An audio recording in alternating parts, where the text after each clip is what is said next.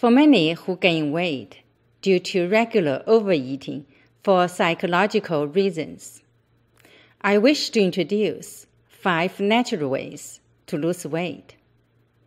In this episode, I'm going to discuss the first natural way, that is, consciously observing our mind.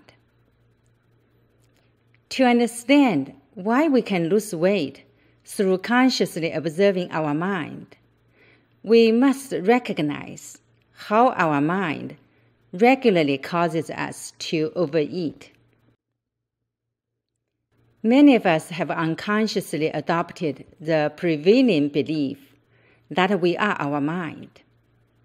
We unknowingly identify with our mind and follow our thoughts. For example, when an old craving for cookies arises, we often believe we are this craving and immediately reach for cookies, not aware that this sudden longing is merely the memory of the mind.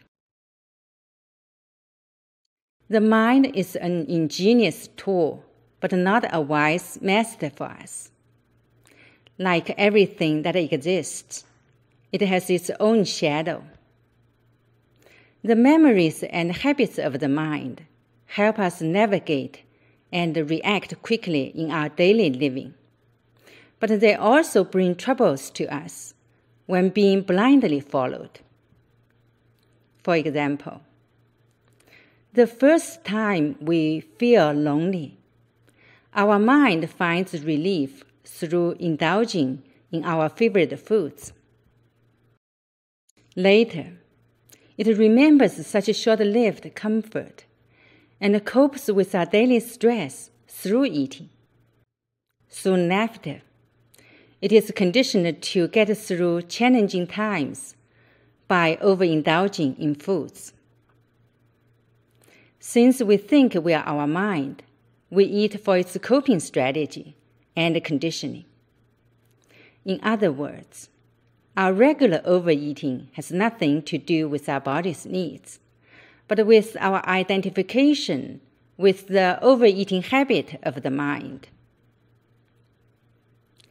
Why shouldn't we identify with our mind?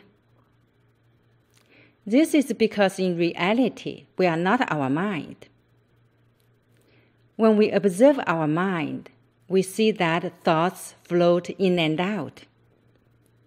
Past events or future concerns, pleasing or disturbing, and senseless or deemed important. They are mostly involuntary, repetitive, and incessant, either triggered by current events or without apparent reason. It's obvious that we cannot control so-called our thoughts nor our emotions. For example, we do not wish to remember a past unhappy event, but that memory keeps coming back. We pine for peace and joy, but are often disturbed by sadness and anger. It's our own experience that we are aware of everything, including thoughts and emotions, and also aware that we are aware. We know without any doubt that our awareness is here, prior, in between, and after the appearing and disappearing of thoughts and emotions. And it's evident that thoughts, emotions, and external life events come and go, but our awareness of them remains unchanging. Since our awareness is ever present, it's accurate to say that we are not the thoughts and emotions of the mind, but the awareness that is aware of them. Since we're not our mind, we need not blindly follow it. When we are not following it, we're not heeding its overeating habit. The wisdom here is this: We cannot think a way out of the mind, and we cannot do anything about the mind, for the very thinking and doing are from the mind. All our reasons for overeating are of the mind. Our frustration with our relapse is also of the mind. And even our intention to be free of the mind is of the mind. One of the natural ways to be free from the control of the mind is to consciously observe it. It means that we not only observe our mind, but more importantly, know we are the observer of it. Consequently, we are free from it. Because without the separation, we wouldn't be able to observe it. And because when we know we are the observer, we know we are not the observed. In addition, the action of observing instantly brings us to the present moment, spontaneously out of the habits of the mind. To transcend our overeating urge, we need no effort but to become knowingly aware of it, without thinking about it. The moment we know we are observing this seemingly irresistible urge of the mind, we free ourselves from it. Otherwise, we would have become it, devouring all and moving on to the mind's habitual post-gorge, shame, and depression. In the instant we shift our attention to our own awareness, the observer, the mind loses its control over us. For it only affects us when we unconsciously identify with it, mistaking it as ourselves, and believing we have to follow our urge. When we become conscious that a familiar overindulging thought arises in our awareness, we know we have a choice to take it or let it pass, simply by recognizing its value or irrelevance for that moment.